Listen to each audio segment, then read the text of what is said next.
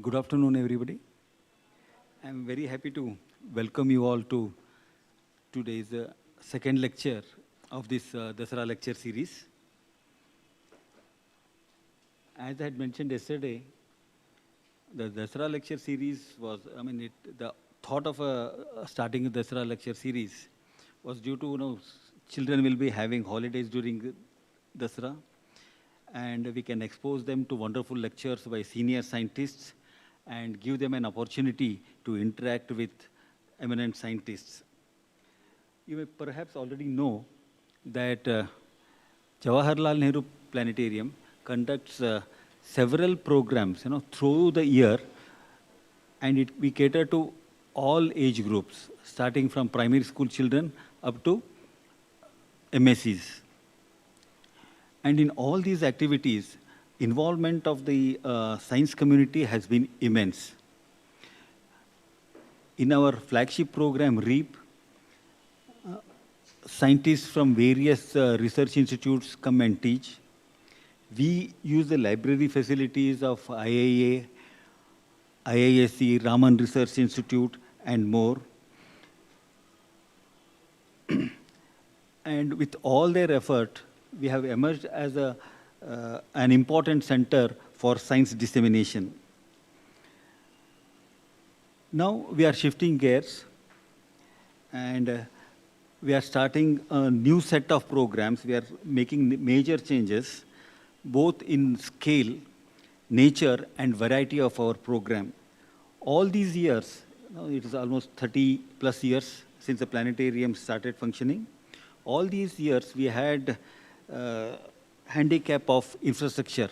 We did not have many classrooms, and we had limited facilities here. While we were having these issues, on the other hand, the programs that we were conducting, they were attracting lots of people. As an example, we conduct workshops for primary school children called Tiny Tots Workshop. Whenever we announce these workshops, so many children used to come that we had to repeat the workshop almost 4 times. And International Center for Theoretical Sciences, ICTS, conducts monthly lectures in this very hall. And sometimes the hall is so full, we'll not be having enough seats, for visitors here. So the response to our programs were overwhelming, while the facilities were less. I'm very happy to tell you all today that Government of Karnataka has sanctioned a new building, which is coming up behind this, and which is much larger than this existing building. It has 5 lecture halls, an activity room, an observatory, and sky observation deck, and a 600-seater auditorium. So this is, Karnataka government has given us a platform which is making opening a new window, providing us with a new platform to all of us. It is a new platform for JNP, it is a new platform for scientific community, and for students, because off and on we get lots of inquiries from students whether they can be volunteers in our programs, and also for graduate students who want to be interns here. Now we can sort of start all such activities in the planetarium. So we should thank Karnataka government for their magnanimous this one grant for us. When we thought of Dasara lecture series, there were several things that we need to address. And one of the most important was to identify eminent scientists who can speak to children. We approached Professor Ajit of ICTS, Professor Nagasuma Chandra of IISc, and Professor Ranjani Vishwanatha of JNCSR to help us. They very helpfully, they gave a lot of time to us. We had several discussions, and because of which, clarity emerged on the theme, the number of lectures we should have, and the target audience and all that. I'm very thankful to all 3 of them for all their guidance in organizing this. This idea of having Dasara lectures originated when COVID-19 was rampant. Like all institutes in India, we also had funds crunch. We approached chairperson of Infosys Foundation, Srimati Sudha Murthy. She readily agreed to fund the program, and she was very supportive and very graciously granted funds for organizing this event. I'm very thankful to them also. Today, we have with us Professor Rama Govindarajan of ICTS, an eminent scientist. For our today's lecture series, I extend a very warm welcome to you, madam.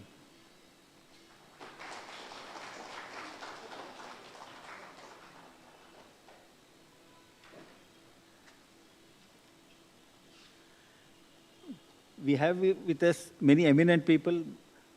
My senior colleague, Dr. Shailaja, is here. I extend a very warm welcome to her. I extend a very warm welcome to all of you who are present here, who have made time to come to this program. Now I request Madhusudan to introduce the eminent speaker. Thank you.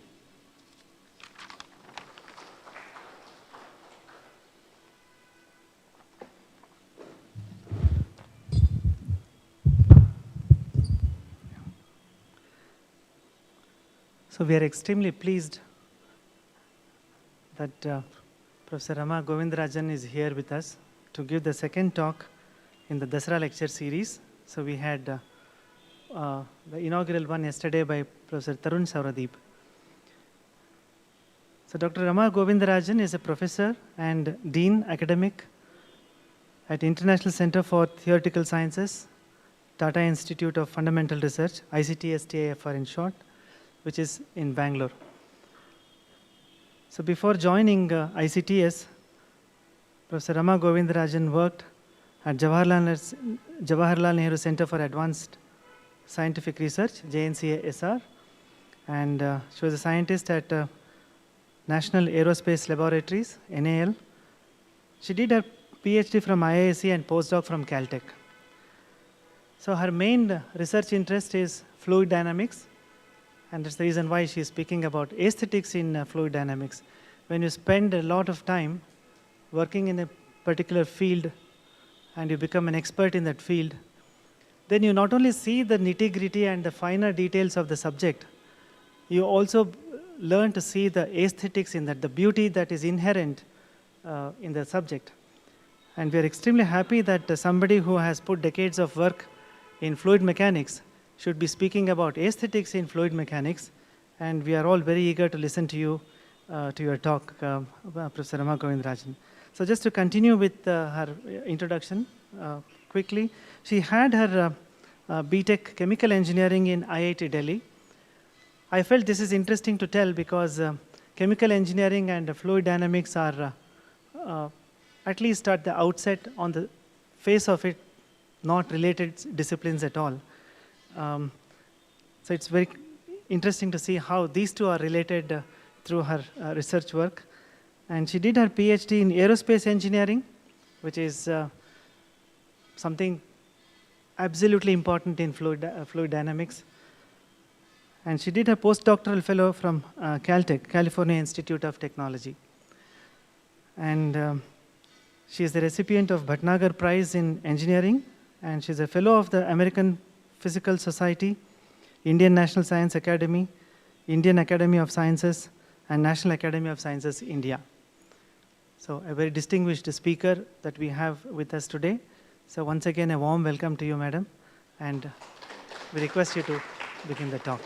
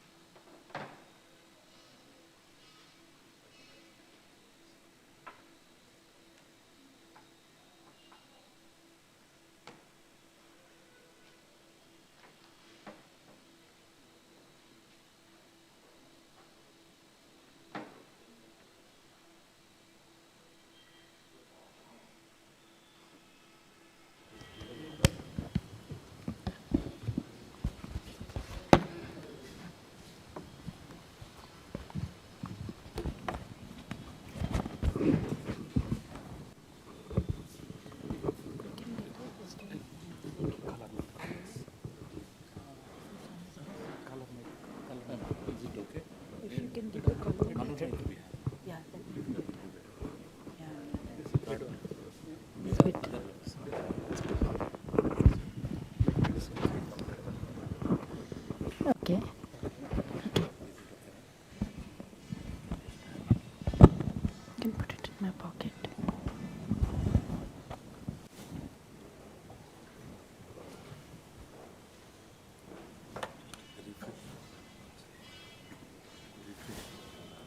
Refresh.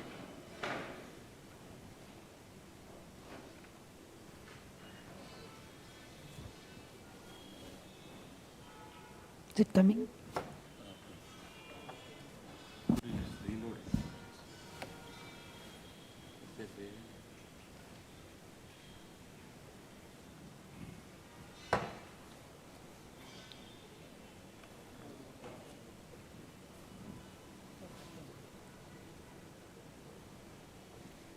It was coming just a few minutes ago, so don't worry.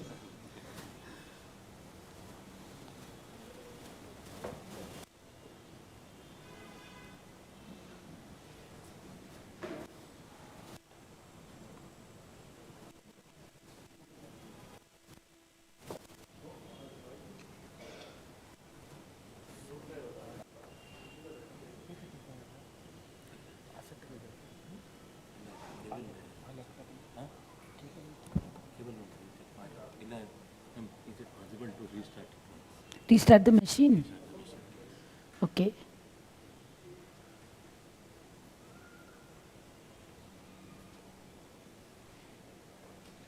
Oh.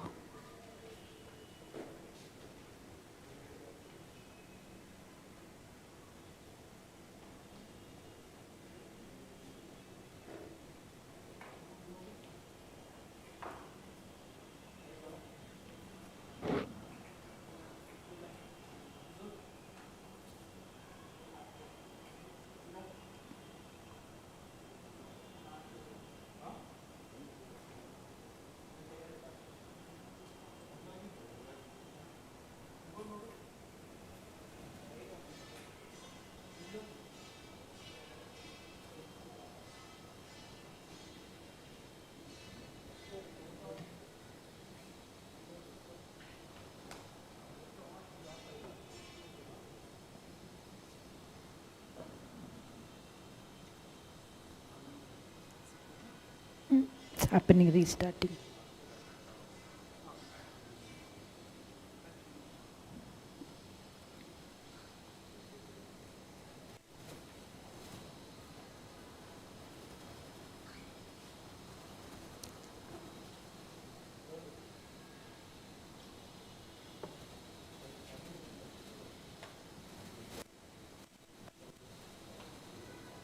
It went away.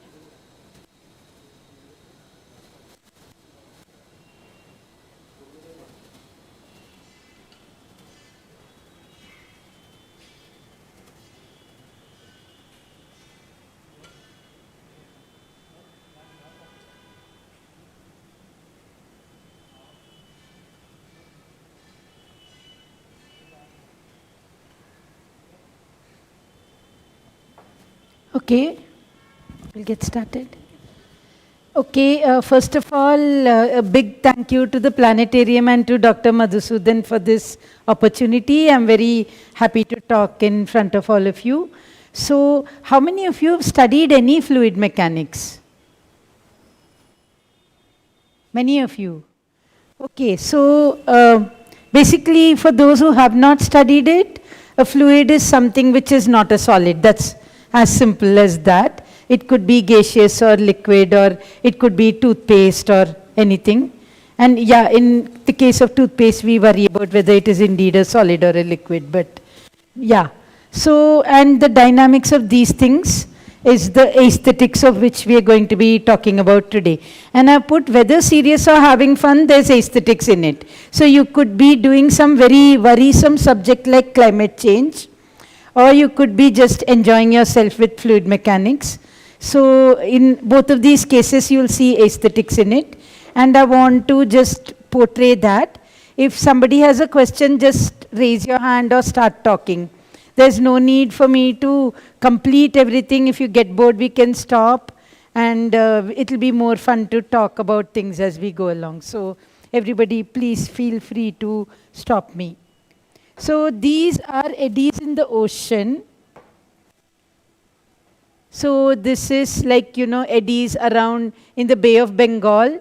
Basically, eddies are things where fluid is going round and round. It's as simple as that. So, and this is actually a simulation. This is actually come from satellite data, whereas this is a simulation. I think that is the Japan coast. So you see these very large eddies all the time, and it looks beautiful, right? So you can look up Earth Null School to see what eddies are there right this minute. You can go and look at that. So these are just two examples of things which look beautiful. How many of you know about the Carmen Vortex Street? Okay, nobody. This is a very interesting thing. So what happens is, suppose I keep like a round ball, like I keep this bottle, and wind is flowing around past it, or water is flowing past it. So suppose a river is running, and I put this bottle there. Behind the bottle, there will be these eddies. So the flow will come in this pattern that you see here, and there will be rotational motion like this. So it forms a very beautiful pattern, a very beautiful vortex street, it's called. It's basically a street. Whenever I refer to vortex, I mean something that's rotating, some fluid that's going round and round. So it's circulating in this pattern. So what is interesting, ouch, kya hua?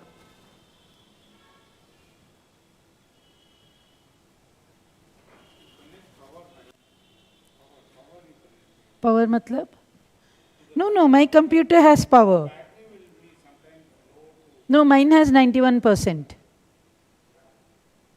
I have power.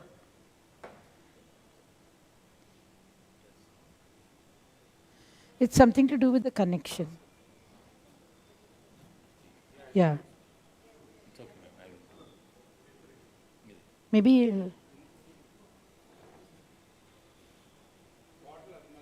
Okay, I'll catch it like this.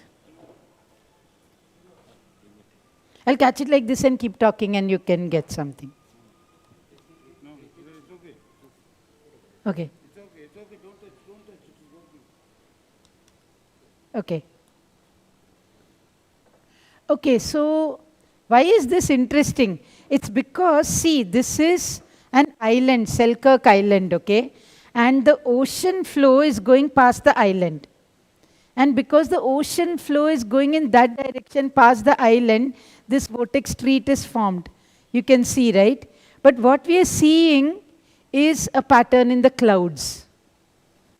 So the island is not as high as the clouds. This is the remarkable thing. The island is here, the clouds are there. So how do the clouds know that there's a vortex? And how are they arranging themselves? You're seeing this in a satellite view. So that's an interesting thing. There is a theorem which I won't explain now called the Taylor-Proudman theorem, where because the Earth is rotating, a lot of these things become stationary in they become like a two-dimensional. So if there's a vortex at the ocean boundary, that vortex extends till the sky. So like all of these vortices are extending, and the island is on the ocean surface, but you're seeing this vortex street in the cloud pattern. Okay, so there's lots of these interesting things. One of the important things is that most of the time, whatever fluid mechanics is going on, we can't see it. We don't see it, so we don't know how much fun it is. For example, there's 1, 2, 3, 4, 5, 5 fans in this room, and they are circulating air in a very turbulent motion. So like if I could see it, I'll see vortices everywhere. I'll see circular motion everywhere, but we don't visualize it all the time. And just to give you an idea that fluid mechanics is across all the scales.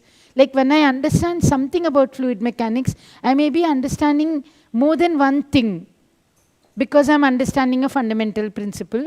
So these are microorganisms, and that line is 1 micron or something like that.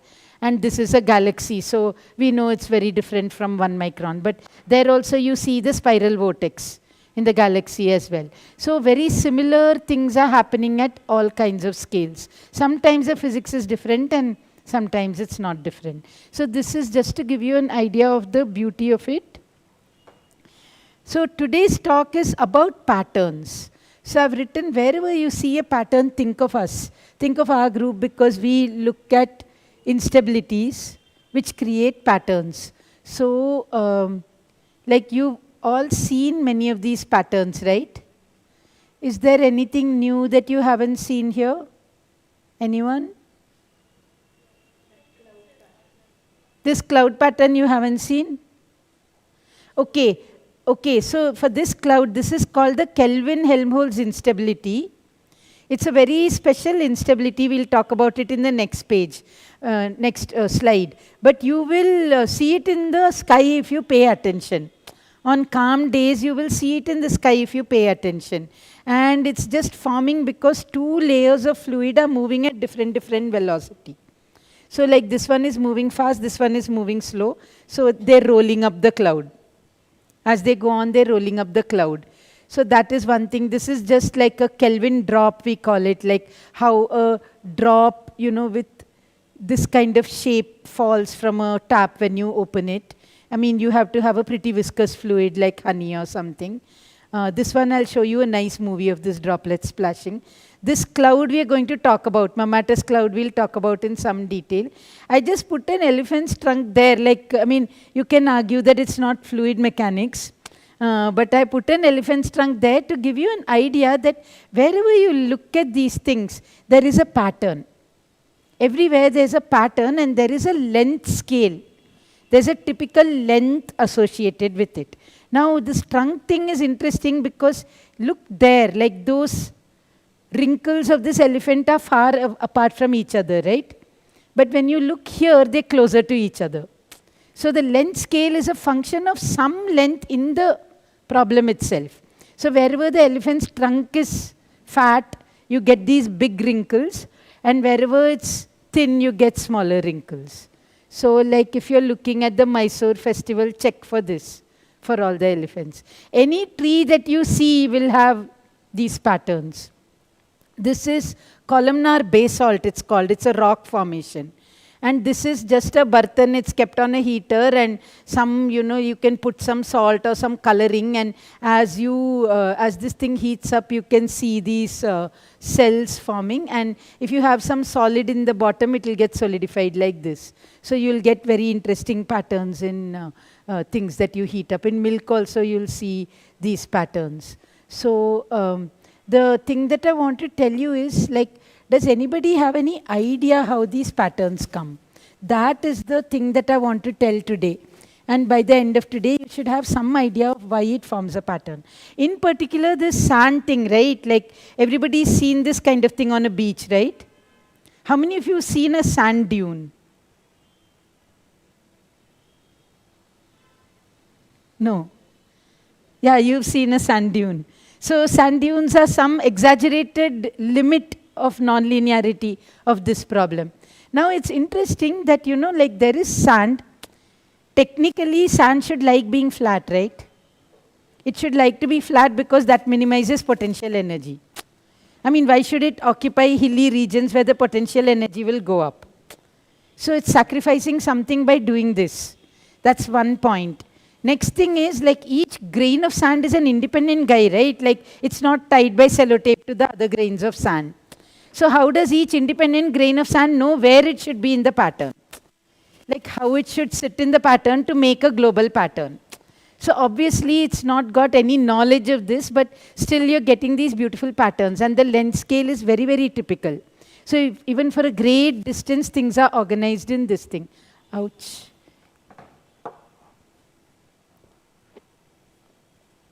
I'm sorry about this.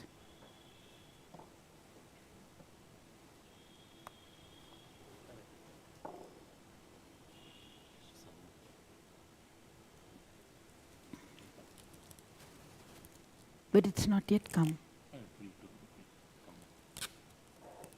No, first make it come and then put.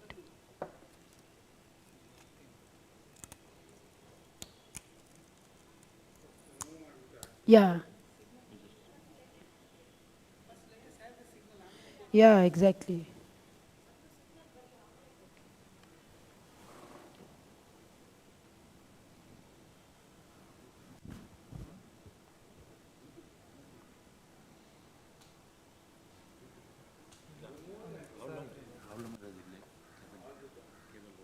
Do you have the connection for the other one, the VGA?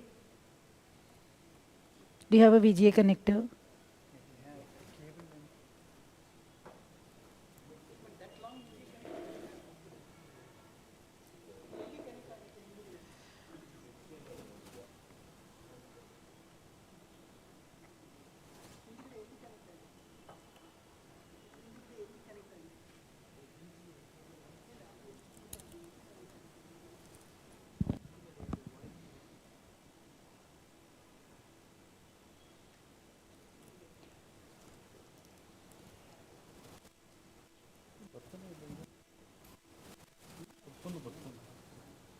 VGA might work better because this one is not sitting properly.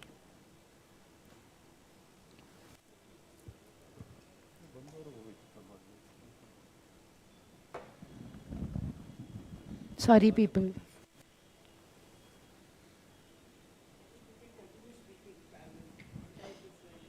Yeah, shall I turn the slide? People can come forward. You can see it from the computer itself. You have a VGA one?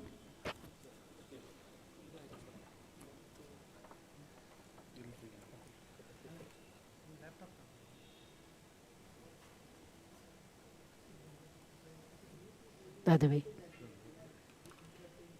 Yeah. No, it's that way, yes.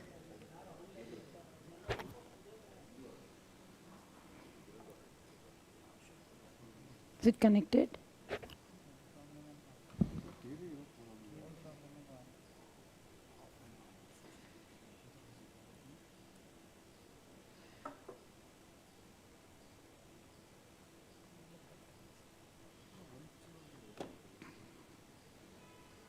I think let the people come forward. I'll show it with the computer here.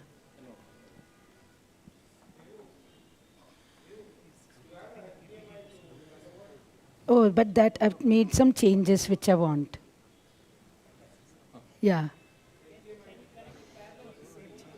No, I've changed it after that. I've put some important changes. But you can put that. I'll use the board for that, don't worry. You can show.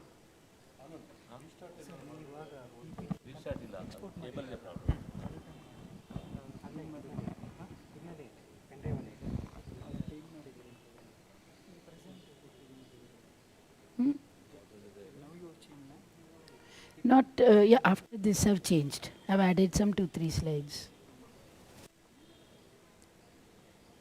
I removed some slides also.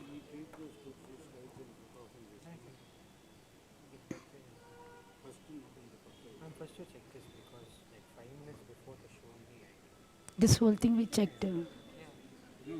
Yeah. Okay, this part I'll just show because it's not there in the other presentation. Yeah. You can see this, everybody? You can't see it, I'll make it brighter. Now, is it okay? While they fix that, we can look at this. So what I've shown here is that, why is there a pattern? That's the basic thing I want to answer here. So with this slide, if you get, you'll get an appreciation for why is there a pattern. So the idea is that it's a thing of instability. How many of you have heard the word instability? Lots of people. You've seen things like this, right? Photos like this, where if you have a ball on top of a hill and a ball in the bottom of a valley. So the top of the hill ball is in an unstable equilibrium. It's still an equilibrium. At that place, there's no force acting on the ball, right? But if you move it a little bit, it will start rolling down. So we call this one unstable, and we call this one stable, right? So that's exactly what's happening in the fluid. The interesting thing is that sand pattern I showed you, right? That sand pattern, the flat one is unstable. The flat one is unstable whenever there's a wind. And the only stable pattern is the one with the waves. And why does it make those perfect waves? That's the next question, right? So now, like, I could take this ball, I could move it slightly from its position. I could move it slightly from its position, and I'll ask if that disturbance is growing or decaying. So I can write the maths for that disturbance, and I'll ask, is it growing or decaying? So that disturbance you can do what you call a Fourier transform. All of you know Fourier transforms? So you can actually break it up into different waves. I can take any disturbance. Remember, this is a fluid, so there's disturbance in space and time. I can take any of that and I can break it up into contributions from many different waves. Because it's a tiny disturbance, I can do that. So then I'll get like this wave plus this wave plus this wave plus this wave. I'll get waves of all wavelengths. Let me write it on the board. I can actually give a lot of this talk on the board. Do you have a chalk?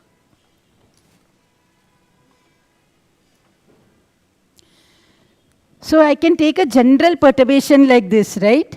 And I can write it as this wave plus this wave and so on. So I can break it up into different waves. And for each wave, I'll ask, does it grow or decay? So the interesting thing is, for certain wavelengths, it will be stable, and for certain other wavelengths, it will be unstable. So if I put a particular wave into that, particular kind of disturbance, that thing will grow. So the flat sand has this particular wavelength which grows. And then it will reach this place, and then it will stay. After that, it won't make a big mountain, because the wind is fairly gentle. It will reach what is called saturation. It will reach some height and stay saturated. So tomorrow also, if I come back, if the wind was steady, I'll see the same sand pattern. Tomorrow, if the wind direction changes, I'll see a new pattern. Or if you jump on it, it will take some more time for wind to make that pattern again. So this is why, like, you often see patterns in nature. This is a fundamental reason why you see patterns in nature. The fact that there are, any perturbation consists of sums of different waves, and some of them, some special ones of them, become unstable. And it's like, for that wave, this flow is the top of a hill. For all other waves, the flow is bottom of the valley. So is this coming out clear? Anybody has a question? Yes? How do we connect fractal? Right now, there are no fractals in this. In fluid mechanics, there's a lot of fractals, but right now in this discussion, there's no fractal. Yeah? So this Kelvin-Helmholtz, who said she's not seen that cloud one? You, right? You've not seen the cloud instability. So the Kelvin-Helmholtz happens when you have a flat surface in the sky, below it is a different velocity, and above it is a different velocity, and together, like, whenever there's a velocity difference, it becomes unstable to certain wavelengths. And that wavelength gets selected, and you start seeing the cloud pattern.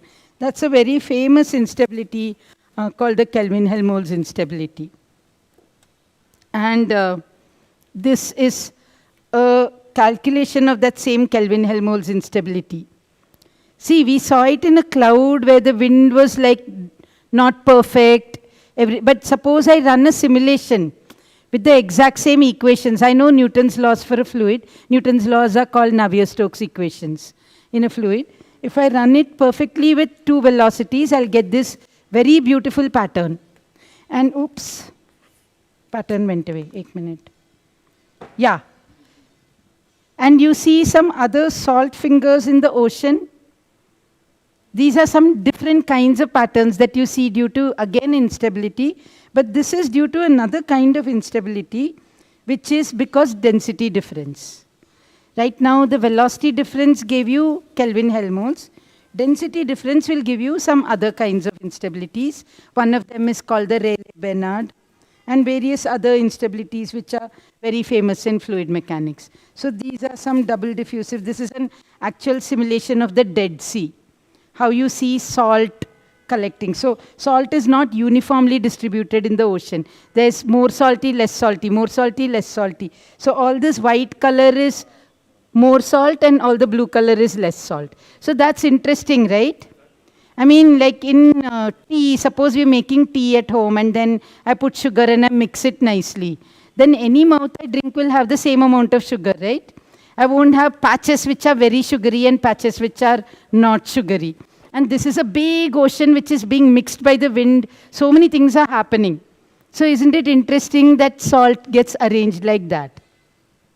So this kind of pattern happens everywhere and under certain circumstances. So everything that you think in a simple-minded way, like if you have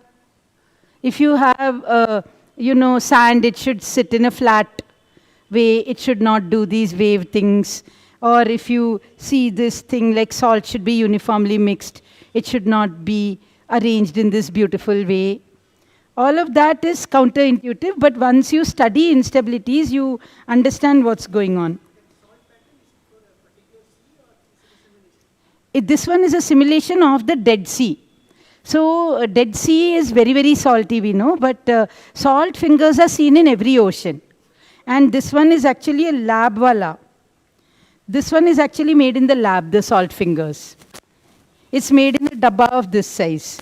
So if you understand the instability, you can actually make it in a small dabba. It's basically fingering. So it's very easy to understand. It's very easy to understand. Like suppose I put heavy fluid on top of light fluid. Everybody can see the board? I've got heavy fluid on top of light fluid. And then we know that in nature there's always some disturbance. Nothing will be perfect, like there'll be some disturbance, some wind, something, and it's going to put lots of waves in this. It's working?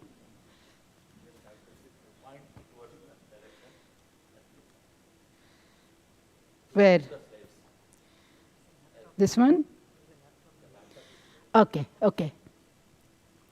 So now if there's heavy fluid sitting on top of light fluid, and if I put a perturbation like this, then what will happen? This region is heavy, and this region is light, right? So I've got a wave where some part is heavy and some part is light at the same height. So the heavy guy wants to come down, right?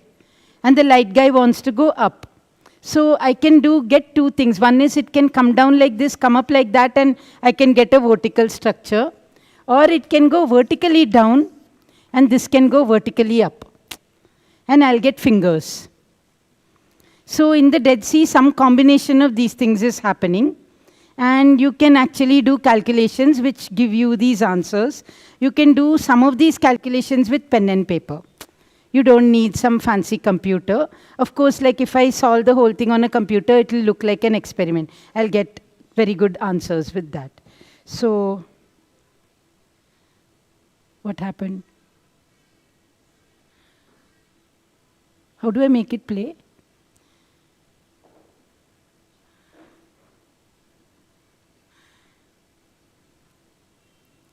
Maybe one of you can just make it play.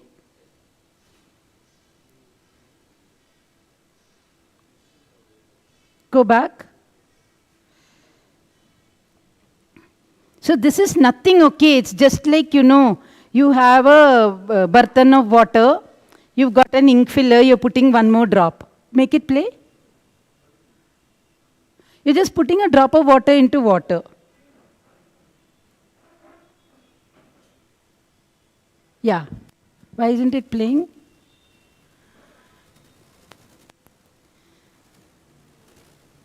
If you had a fast camera, this is what you'll see in your kitchen. You don't need anything very dramatic except a fast camera. And if you can play that again, look at that very characteristic next thing going up. If you can play that again, I want you to focus on the pattern. I'm sorry, I'm giving you work. Yeah, you see? And even that exact pattern, you can do calculations. And that is an instability. That wave has got selected, and it's becoming nonlinear, and you get this special pattern. Any questions so far? Sorry? Yeah. Okay, so that is a combination of surface tension and normal gravity and other forces. So there is first the inertia of the fluid. You push that drop from up there, you dropped a drop. So that drop can now energize some of the fluid which was sitting still before that. So this drop is coming and a whole bunch of other fluid gets into motion. And because of that, like they are, very energetic right now, so they convert that kinetic energy to potential energy by rising a bit. So now that they rise, surface tension hates that. Surface tension says you guys should stay flat and I don't like this extra surface area and all. So it will start pinching them off into droplets. So you'll get all those very neat droplet pinch off. And then like at the end, that energy will get dissipated because you have viscosity in the fluid. So like it will get dissipated. It's like, you know, if I switch off my mixie, you're making juice in your mixie. If I switch it off, it won't rotate forever, right? In like a very short time, it will stop because fluid has viscosity. So it will get dissipated and everything will come to a standstill. And where did that energy go? In the form of heat. So like when you drop that droplet, you've actually heated up the water by a little amount in the end when everything is still. So you see this very interesting thing which happens with just a drop splash. Yes?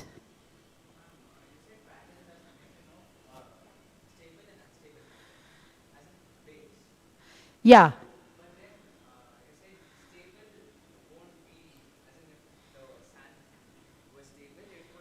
You can sit and talk. Huh?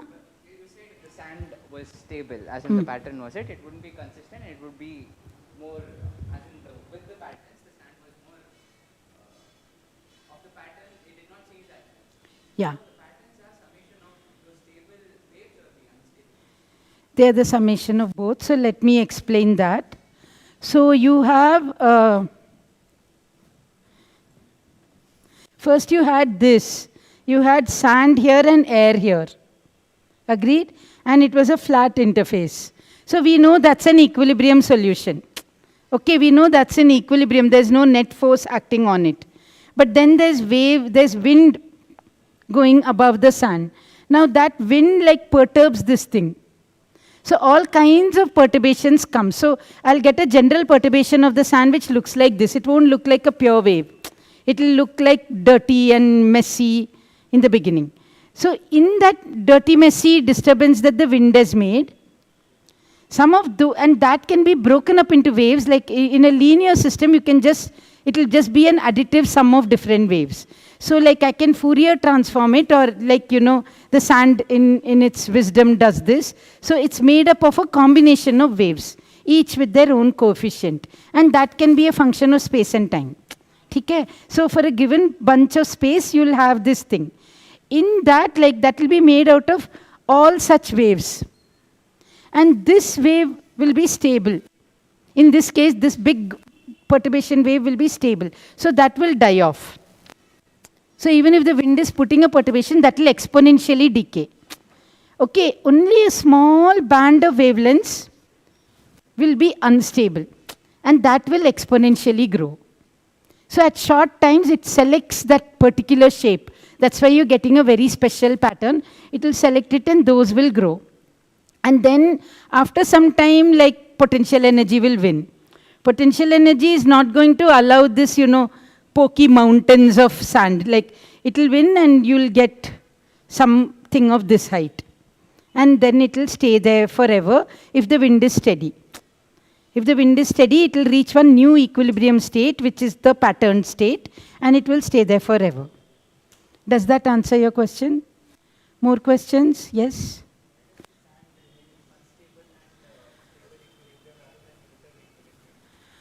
No, it's actually in a stable equilibrium. This thing, the flat one, is not a neutral equilibrium. It's an unstable equilibrium.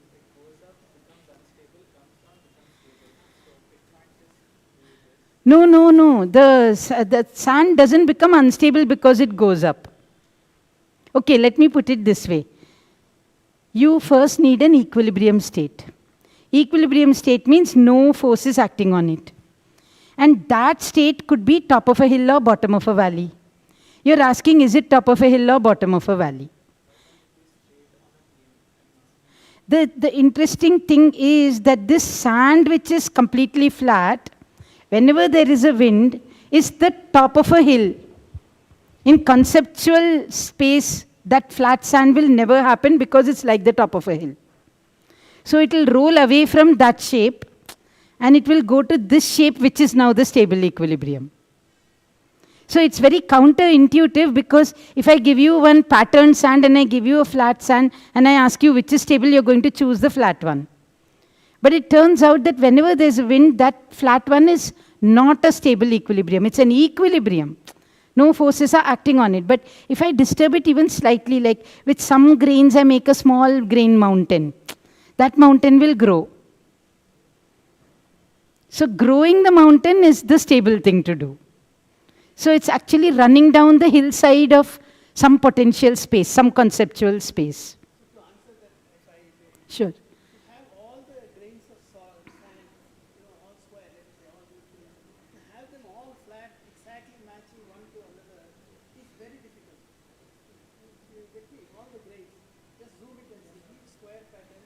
No, that is on small scale. This is much bigger scale.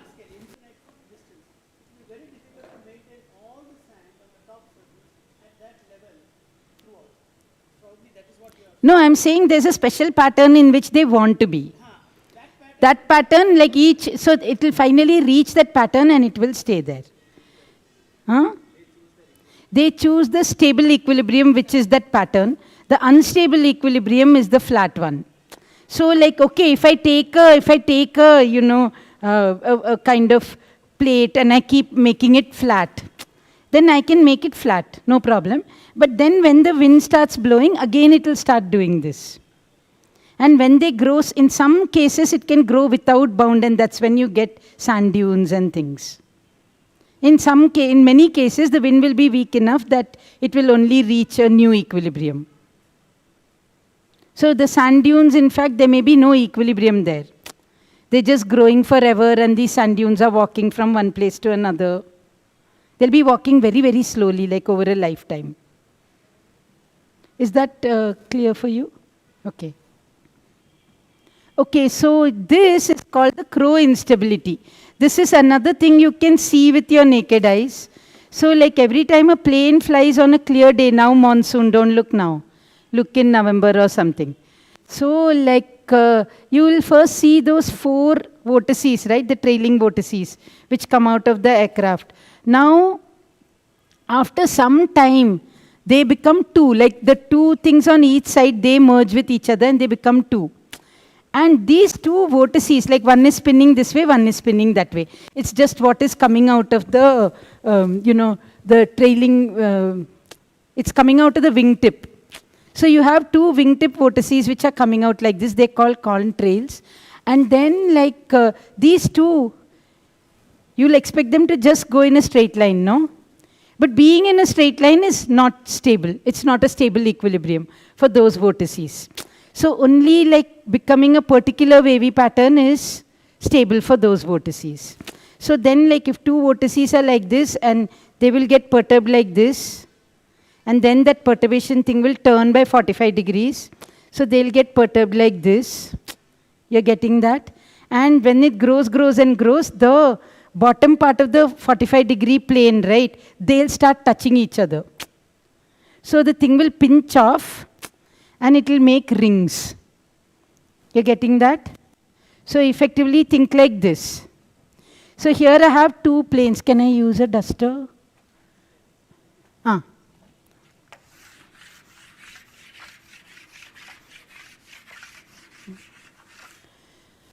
So here was the plane wings and the 2 vortices came like this.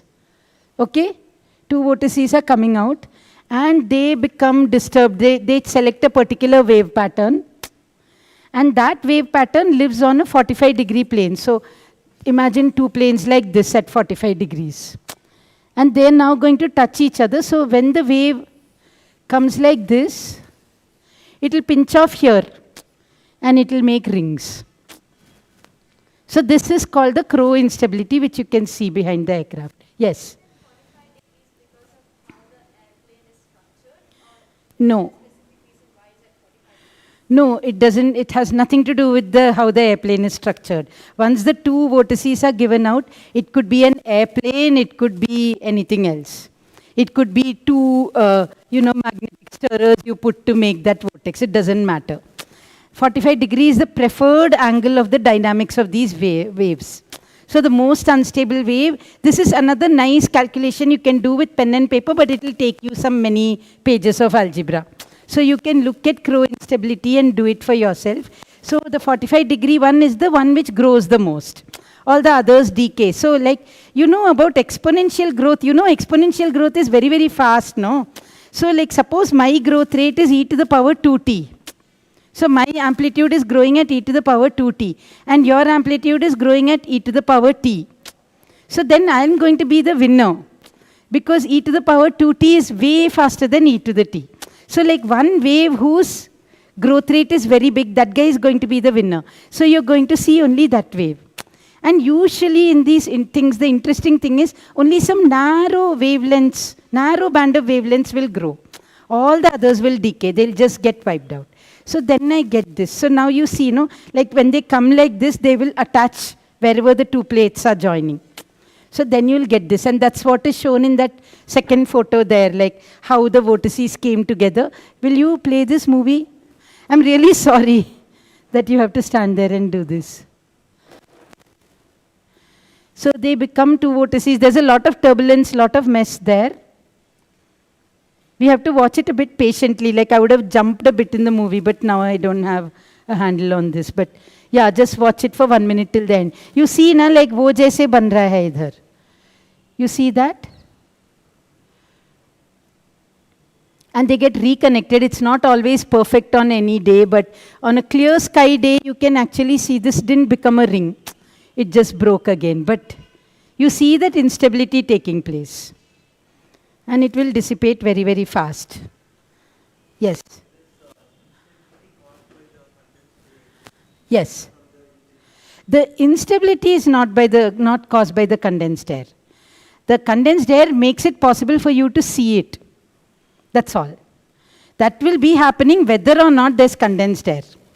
So like even if you did it in water or you did it in any other fluid, this is fluid mechanics, not just air. Or phase change in this particular case doesn't have anything to do with the answer. So it is just like I can do it in any fluid, and if I could see it, if I could see where the vortex is, then I could see this. Now we have a very nice natural way of seeing it, because like inside the vortex pressure is low. And because inside the vortex center has low pressure, water will condense there. So just the water vapor in the air is condensing there. The plane is flying at a height, no? So the temperatures there are quite low. So it is just forming this thing, and you can see the vortex, that's all. So it's more like a marker for the vortex.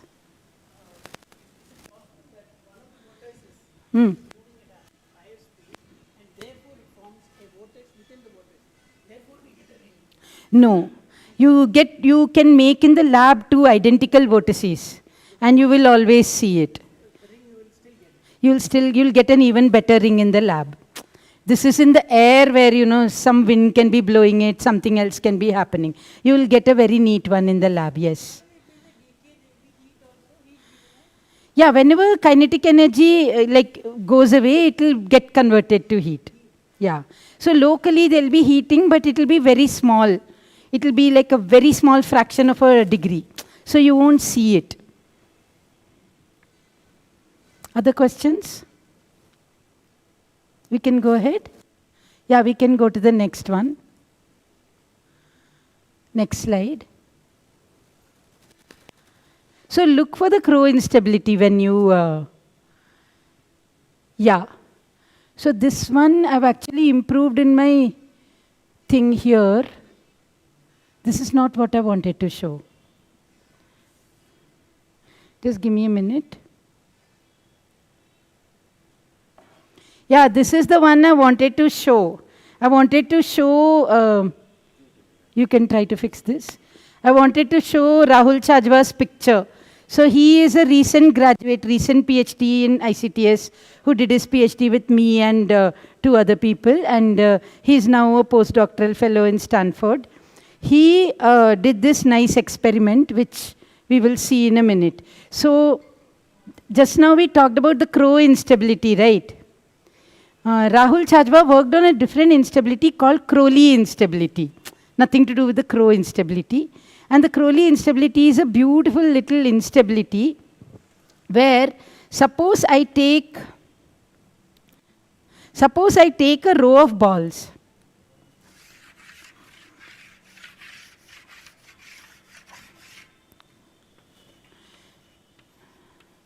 Suppose I have some very, very small balls. Okay, and let's say I have a very, very viscous fluid. Like in our lab, we have machine oil and we have silicone oil with very high viscosity, or you can try it with honey also. Suppose you take one small plastic ball, a line of small plastic balls, and you drop them. Then what do you expect?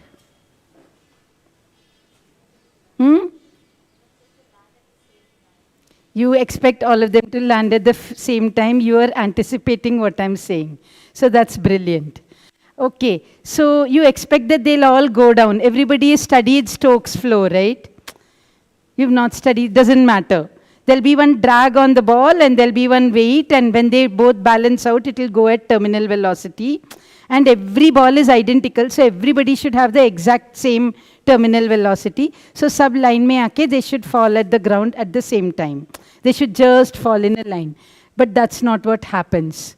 Can you change the thing? So like, yeah, no, wait, just go back, sorry. The thing that Rahul did is, this is a Crowley instability, very well known, we're going to talk. He said, let me not take balls, but let me take ellipsoids. So actually in the lab, he 3D printed some little discs. And he put all the discs in a line and asked them to go down. And he asked what's going to happen. Now the interesting thing is, when two of them join together, right? When two of them see each other, they will interact and fall faster. The drag in the middle will be less than the drag on the sides. So it will start falling faster. So if two, and if you put two at an angle here and here, they'll start falling faster in this direction. So now if I have three, like one slightly down, one here and here, they'll come towards each other. So that will become an instability. So that is the famous Crowley instability, and Rahul did something with ellipsoids for that. Please go to the next slide. Yeah, so basically he showed how it need not always be the same story with ellipsoids. So if you can run the first movie. Yeah, that one. So this is the dabba we have in the lab, and he has, you see that instability? You see that, right? They're not falling at the same speed. And they're choosing a wavelength. We can make it choose some wavelengths. We've done some cheating to make it choose some wavelength, but yeah, we can do that. But we didn't ask some of them to fall faster. So and later you see this clumping, like some of them have come close together and they've made this instability. So all instabilities are slightly counterintuitive. You can run the bottom one, which is a special case which happens only with ellipsoids, not with disks. No, the bottom one. Yeah, you can just run it. See, this one is less willing to make big clumping, but you can see the wave. So we can do these calculations for different, it's also an experiment from the dabba. We've just put these tails to make it visible, that's all. Any questions on this?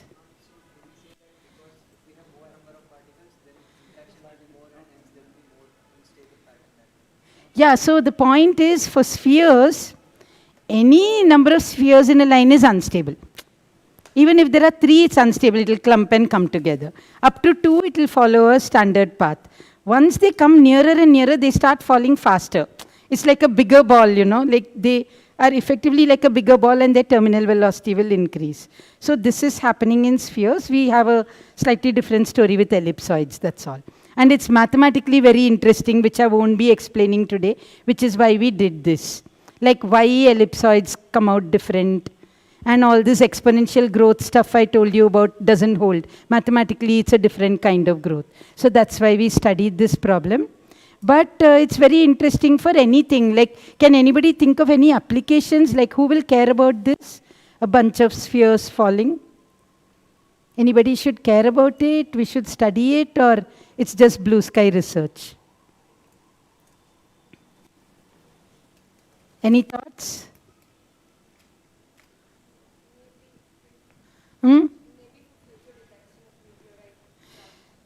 Yeah, if there's a big bunch which is falling. Yeah, but there it will be like a whole bunch of other things going on. Yeah, but you can think any other chemical reactions, that's a good start. Think harder, think engineering. Engine oil में क्या? Okay, so like the few examples I could come up with, and maybe you guys have better examples. One is this, when they make fertilizer, right? Or they make milk powder for babies, or even for grown-ups. So you're putting all these milk drops from the top, you'll have a big chunny like with many holes, and these milk drops are all falling down, and they will be drying as they fall down. So imagine if they all clump up. And then it will become really bad, right? So like, it will be nice if we understand how to stop that clumping. That is one thing. Similarly, when they make fertilizer also, liquid comes down and it solidifies into little pellets. And yeah, other things like that, maybe volcanic ash when it falls. Things like that, yes? Somebody had a question? Yes.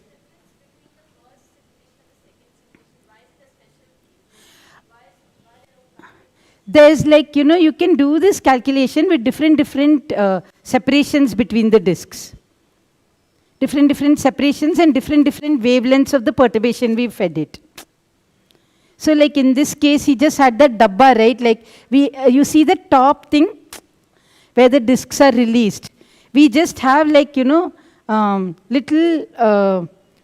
slots in which these disks sit. And then like Chajwa has a comb which is this big, and he'll just press the comb gently. And these things will fall into the silicone oil. And the beauty is you don't need a fast camera, because if I put it now, then at night only it will reach the bottom. It's so very viscous, these things will be coming down very slowly. And they make these beautiful patterns. Just as they come down, you can sit in the lab and watch. It's not some rocket science experiment. It's just oil and particles. You put these particles in our table. So we've done those calculations and we know how to put it to get different patterns.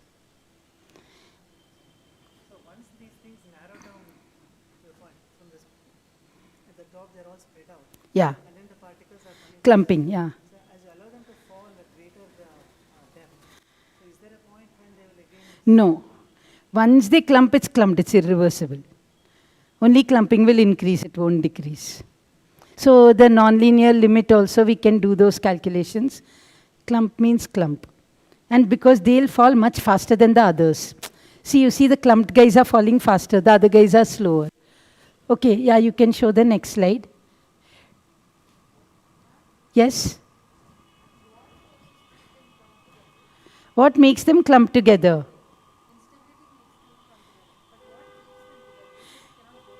Yeah, it does not go back for the simple reason that, see, when I drop one ball, suppose I'm dropping one ball with no other ball there, then both its left and right are same to same.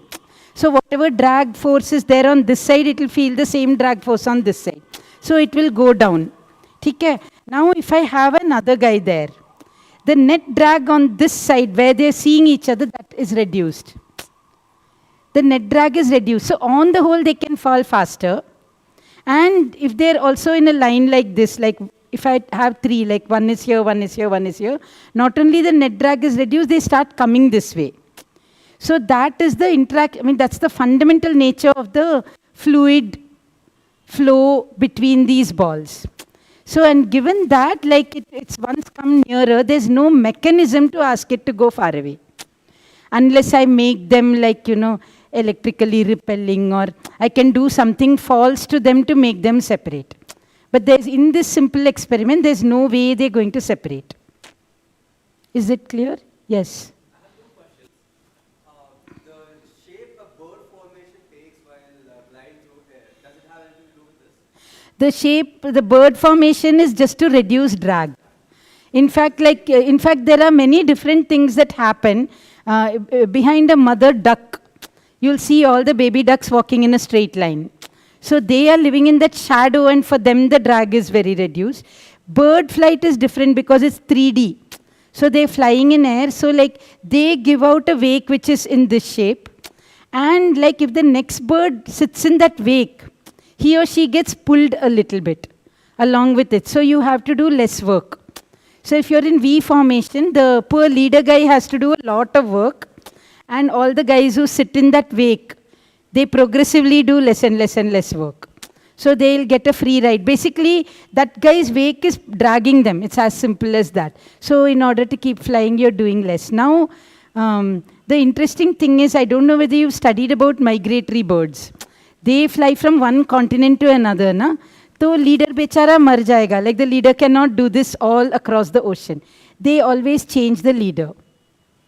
So when the leader gets tired, he or she goes to the back. Then the next guy takes over.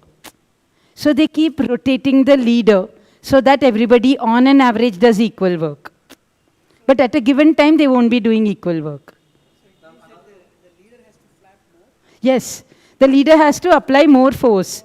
Yeah, the other guys like already they have a, they have something, so they can do work but not that much.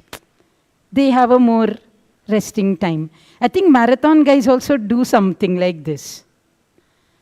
You read that thing about this Eliud, whatever that guy, Kipchoge, right? You didn't read? Huh? What? Do you know what's the record time for marathon? No, the real marathon, 42 kilometers. Recently there was the marathon, right? Anybody read about it? He broke his own record. This guy is just amazing. So he is the leader, he'll never get benefit. But the other guys, you know, they try to stay in the wake of this guy. So that little bit they'll be dragged along. So yeah, swimmers and these people can make use of this, but marathon runners do this quite a lot. So yeah. In fact, like since we're talking about sports and all, like let me ask all of you, can you name one sport where fluid mech is not important? Yeah, where you don't have to study fluid mech to understand some sport. Name one. Yeah? Somebody said chess. Who said chess? Good one. Yeah, but so I asked this question to some school kids, okay, kuti school kids some time ago, and one kid said chess, and another kid didn't like that answer. That kid said, you can't say that there's no fluid mech in chess because, and I don't know the truth of this, because when you're playing chess, you're using your brain and blood is rushing to your brain. So the blood flow is also fluid mech. Yeah, so like if you're a doctor, you can't ignore fluid mech. Most people can't ignore fluid mech. Because like, you know, how do arteries get blocked? They get blocked because some plaque is carried and they get deposited there. And in fact, like aerospace engineers do those calculations. I mean, I'm an aerospace engineer, so I'm biased, but aerospace engineers do a lot of these calculations. Very interesting, different calculations. Jaise artery ke andar plaque or some other like, in fact, for swimming, a lot of the swimming dress, the material they make the dresses out of, they tested in NASA wind tunnels. Yeah. You had a question? Anybody? Yes? So in the video you showed us, is it possible to say that given enough time, all the particles will come together? Yeah. If you're given enough time and you have a limitless dabba, yes. All the particles may just come together and clump in one bunch. Not an absolute certainty, but yeah, given way enough time, then yeah. But the problem is in the vertical, you're leaving some behind who may never ever catch up. But people who are on one level, they will come together. Madam, the clumping that happens, will that not have some application in the medical area? Yeah. I'm very sure that, you know, in medical things like these clumpings and all are very important.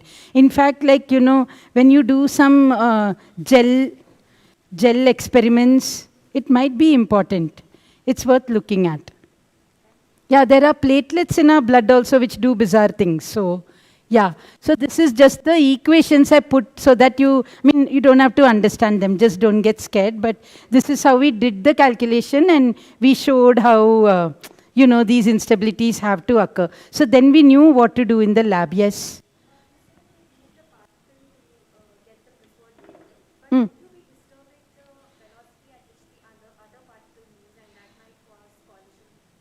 So I didn't put any velocity perturbations at time equal to 0.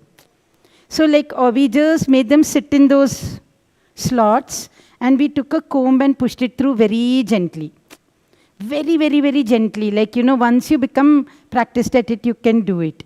So then, like, we didn't put any special velocity perturbation. Velocity perturbation means I'm doing something different for this guy and different for that guy. Then only I'll get a velocity. I didn't do that. The comb was just vertically pushed down in a most gentle way.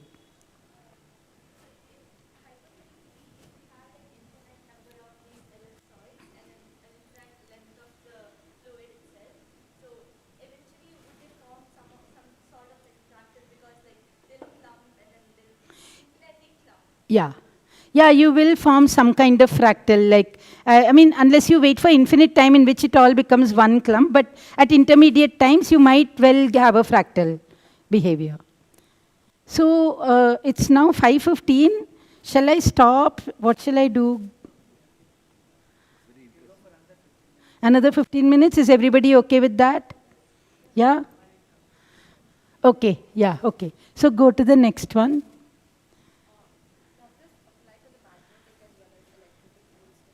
So the equations are slightly different, because just like you have vorticity, right? If you have a magnetic field like in the sun or something, if I'm trying out this, then what will happen is the magnetic forces will create vorticity. Vorticity will do something to the magnet. They'll talk to each other. So there's more forces. Here I just have gravity and drag. But you'll have many more, and other interesting things can happen. So if you're doing astrophysical fluid mechanics, you get many more things happening. And if you have an electrified fluid, you can try all, I mean, in addition to Navier-Stokes, like I'll have Maxwell equations. And the Maxwell equations will apply Lorentz force on the fluid. So I'll have additional forces. Yeah, next slide. Yeah. So this is just to show that there are patterns at all scales. And this one I want to boast about it, so I put it here. So like some 20 years ago, I had written a paper where I said that even at slow flows, if there are two fluids which mix with each other, let's say salt water and sugar water, or some two kinds of things which mix with each other, then these two fluids under certain conditions will form waves. They won't go in a straight line, they'll form waves. And this year, these people in Paris, they found that exact thing. They found those waves. So this is just a preliminary experiment result. We've not written the paper or done anything, but exactly like, it was predicted that under these very special conditions, you can get these waves for low speeds. We got them. That's all there is. So this is just like one of my favorite kitchen things is chocolate. Who's made chocolate at home? You made chocolate at home. And do you remember these type of things when you pour it? They're really beautiful, right? And if you guys are nice to me and give me a treat, I'll give you the recipe. You can make like very good, waves and things with solidifying chocolate. So I'm just showing that to show you that what happens in lava flows, everybody knows lava, right? Is not too different from chocolate. Like at least visually, it's not too different. If there's some new science, like we'll find out. So this is this special lava called hoe hoe. Like it's hoe hoe. So that's, you should go and find out what it is. So that's why they put an apostrophe there. I'm not going to tell you more about it because I've forgotten. I've forgotten the linguistic origin. But yeah, you see these patterns in rocks. Do you see that, I mean, in this one, for example, it's so beautiful, right? So cool. You have these big patterns. And remember, these are big structures, like not chocolate in the kitchen. But this liquid lava is coming out and it's solidifying in these forms. So like extremely big structures who are made like this, like this curved thing. And you look inside each curve, what do you see? What do you see? crescent troughs.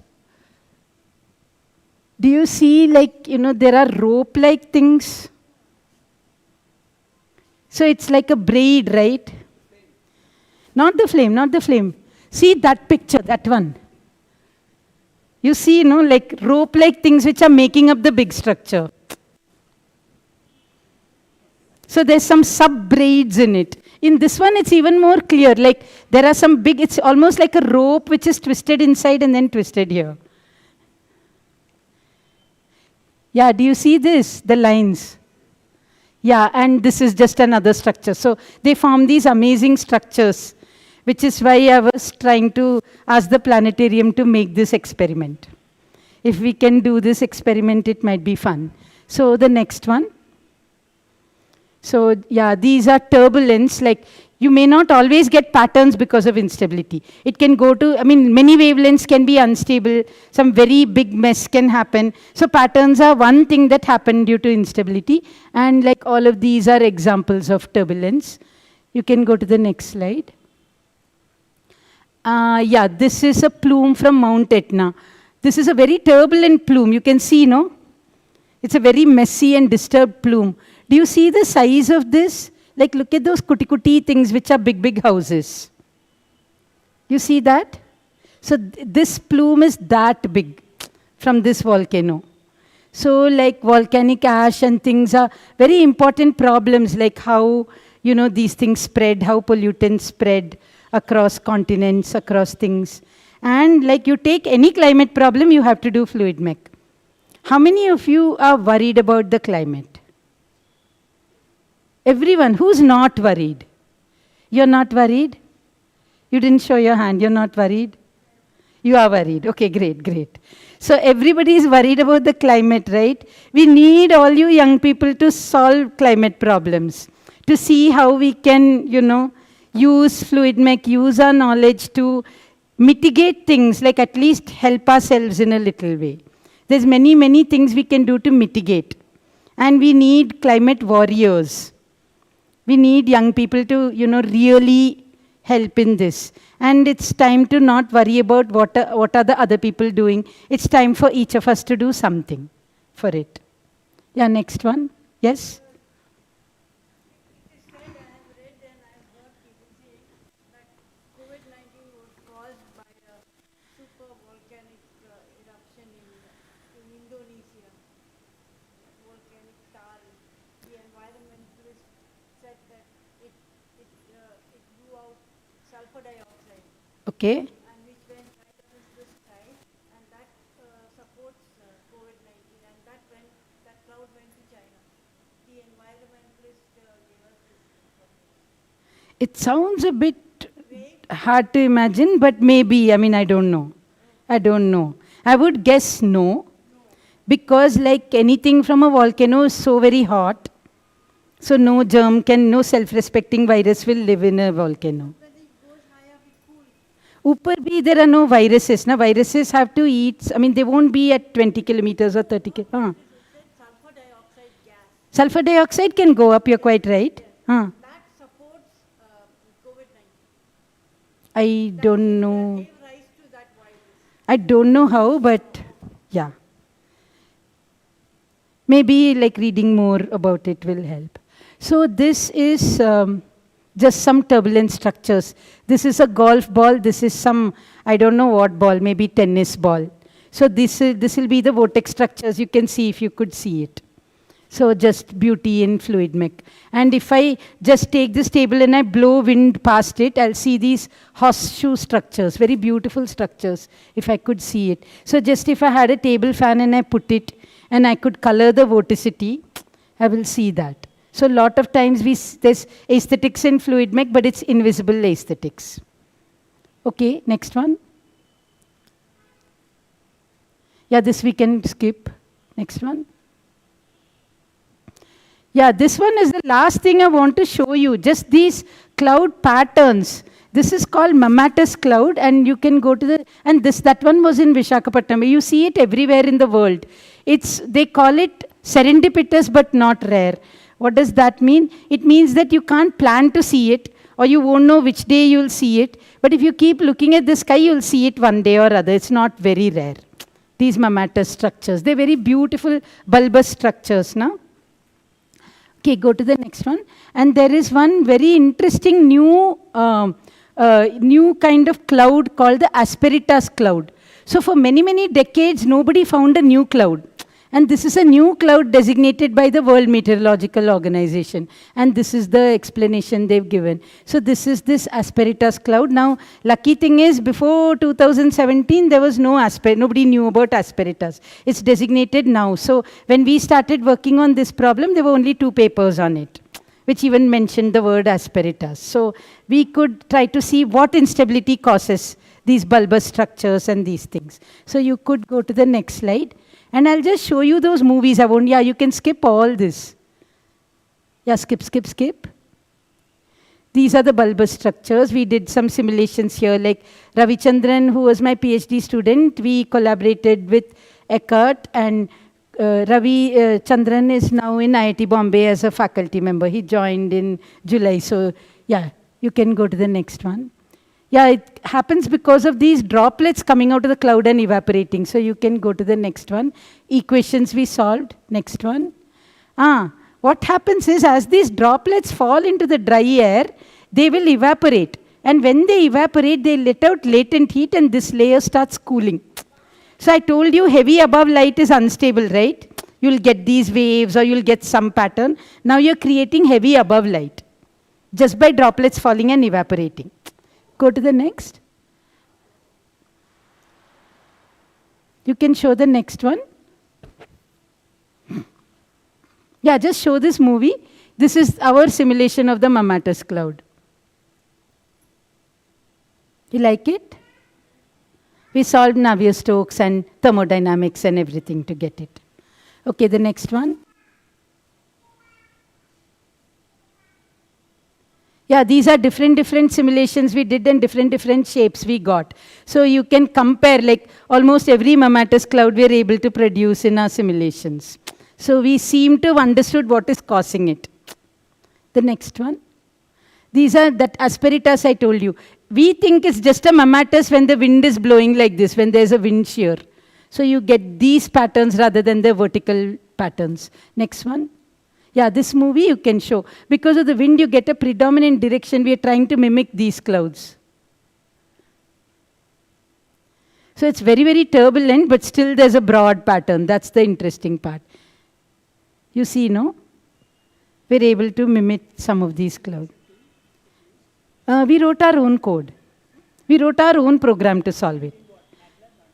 Fortran. Yeah, Fortran is the best for these things because MATLAB will never be fast enough. We want very big grid. We want many grid points. We're solving differential equations on every grid, whole bunch of differential equations. The size, this one was like 256 cube.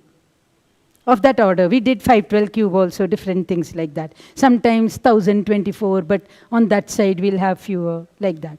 You can't do it on MATLAB. Next one. So this is just some other photos of simulations we got. Next one. Yeah, so I want to end by saying that, science is a very nice activity. So if you all want to do science research, I'll recommend it very highly. Because see, like you all the time work with young people. Every year you get new, young and very bright people to work with. These are some of my PhD students who are all faculty in other places, or they have jobs like Gayatri's in Airbus. So like these are people who've gone out of the lab, and from them I've learned so much, and from me I hope they learned something. And the next slide.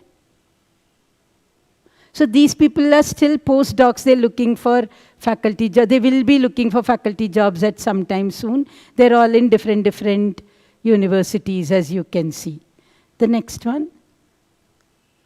And this is my present group with whom I do a lot of work, which I couldn't talk about today, but each of them is doing many interesting things. Like if somebody wants to come to ICTS, you can, if you mail any of these guys, they'll be very happy to tell you what they're doing and explain it in detail and so on. So they're all looking at different particulate flows, ocean flow, different things. Thank you for your attention.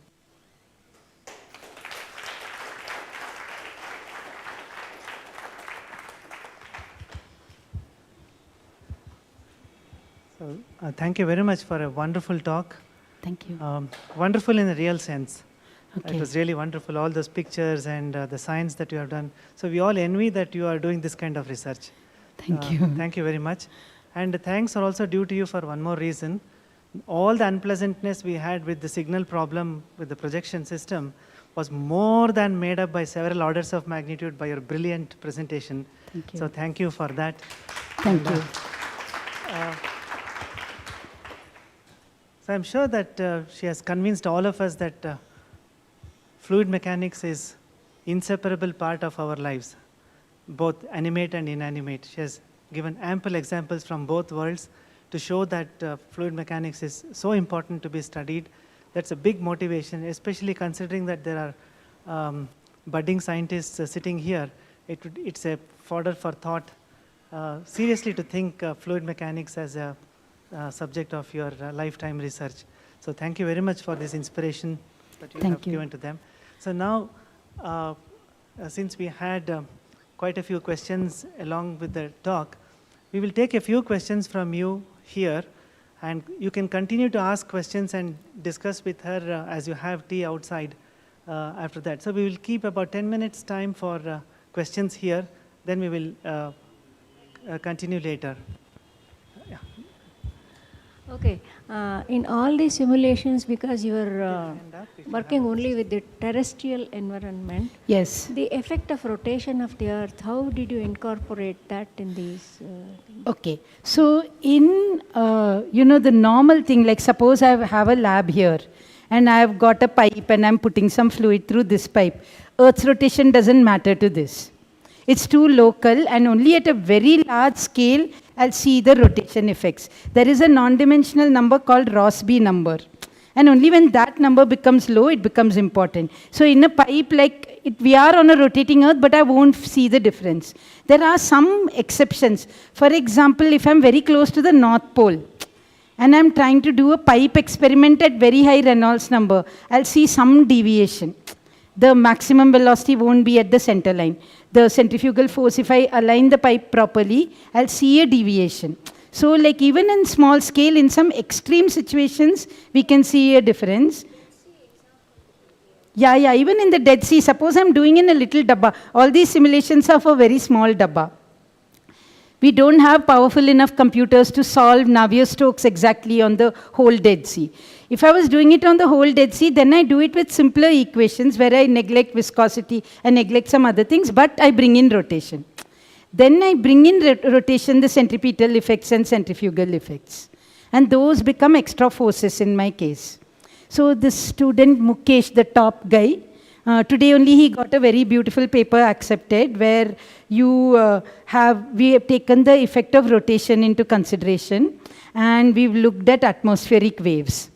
So what are the big wave patterns we can get on the atmosphere? So in the presence of shear and things like that, he got some very nice results on that. In those things, the rotation of the earth is central to the problem. If you're doing sun and all, it's even harder because there's differential rotation. The questions? If we look at the satellite images of the ocean, there are different patterns formed again. Yeah. So, like how I saw your simulation with clouds, is there, can we do the same thing with the ocean waves and then predict as to why the pattern is like a particular pattern in a particular place and it's different in another place? Yeah, you can study. People do study those. It's a very much more complicated problem because the bottom topography, how the beach slopes, so many things become important there. But people do study them. In particular, people are very interested in tsunami. Like suppose a big wave is coming. On the ocean, you won't see it. It will be a very cootie wave. But when it comes to close to land, it becomes very, very tall and powerful. So to make predictions on how bad it's going to be. People do those calculations. On even plane waves, they do those calculations because people are very interested in wave energy as a green energy. So you need to know about waves to do that.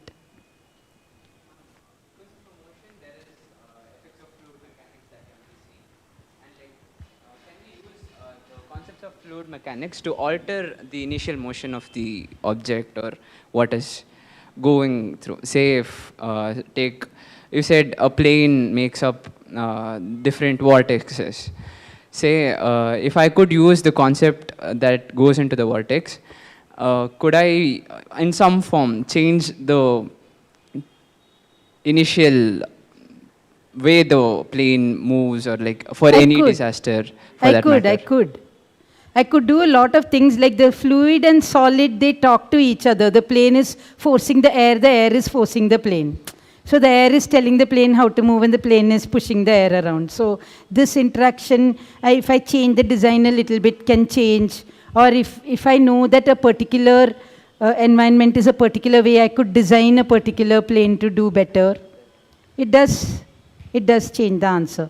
By the way, like how many of you have sat in a runway and your plane is not taking off? And your plane is chumma getting delayed and you never know why. You face that. Huh? So often, you get into the plane, you're sitting there and you think now this guy has only the job of taking off, so why isn't he taking off? He or she, sorry. No gender thing there. So yeah, like why aren't they taking off? So now, the reason is that when a previous plane has taken off, you have to wait a little bit, naito we might get trapped in their vortex. Remember, that guy leaves a vortex, it's not visible, but I don't want to get trapped in it. Especially if that guy is a 747 and I'm a two-seater. I simply don't want to take off in that. So yes, like the flow around affects the plane. And that's why they have some mandatory gap between takeoffs. So they don't line them up and take off like that.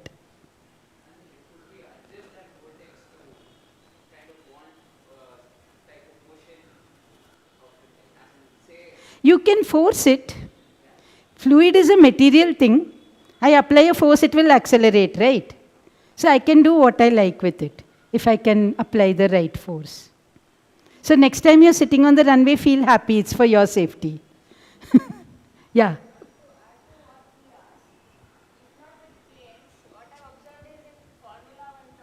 When there are two teammates actually driving one behind the other, and due to strategy, they want the second driver to overtake the first one.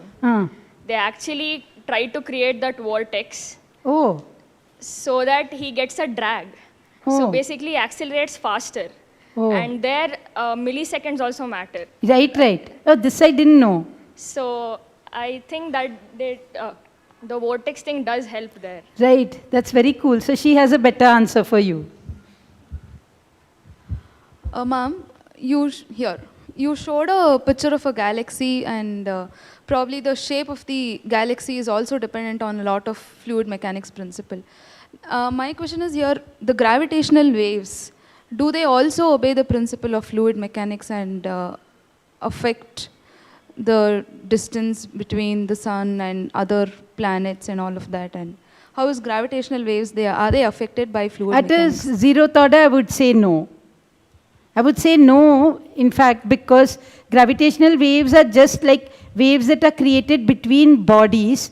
When we talk about a galaxy, we're pretending it's a fluid. It's actually made of lots of little rocks and lots of little things. And we see that something like Navier-Stokes will work for certain kinds of flows there. So under certain approximations, you can solve it in a fluid-like, it behaves in a fluid-like way. But like we can't answer all of astro with fluid mech.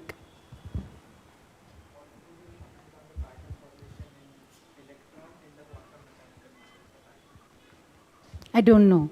See, like probably, I mean, the thing is that fluid mechanical equations are not valid at that scale. They're only valid on a continuum scale, like Navier-Stokes, I keep telling you. It's only valid when you have a very large number of molecules. So they have a net temperature and they're doing some random motion which I can measure as heat, and they're moving collectively in some velocity which I can measure. So these equations are special in that limit. Now when you go to a very, very small limit, like of course quantum effects come in, so many other physics come in. So the pattern formation, I cannot comment on that. It can have some other things, but typically like whenever you see a pattern, it will be an instability.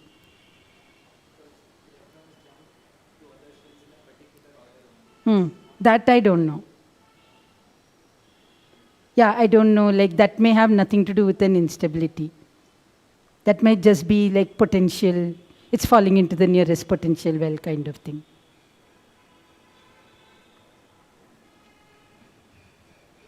Okay, we stop here.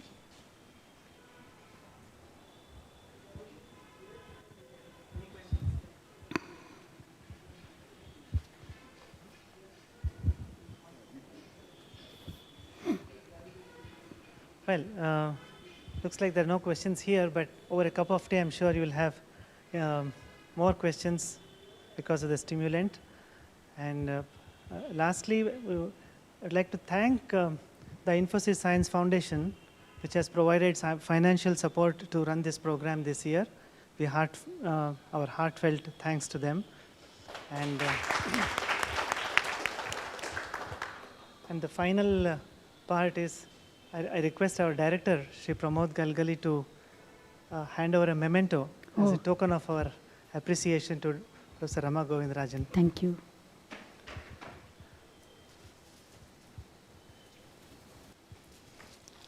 Thank you so much. Thank you so much. Yeah. Careful. So that box actually contains one of the patterns that you discussed. Oh, cool. Okay. The way certain things solidify at a certain rate with the lava. Okay. So the kind of patterns you mentioned that we see in St. Mary's Island and other places. Okay. So one such small sample is there for you as a memento. Oh, cool. Somebody said chocolate. I don't think it's chocolate. Yeah, that would have been fun. So we shall break for tea now, and Thank you so much. we can continue interaction for some time until she is available. Thank you very much. So please do come for tomorrow's lecture. It is on animal-built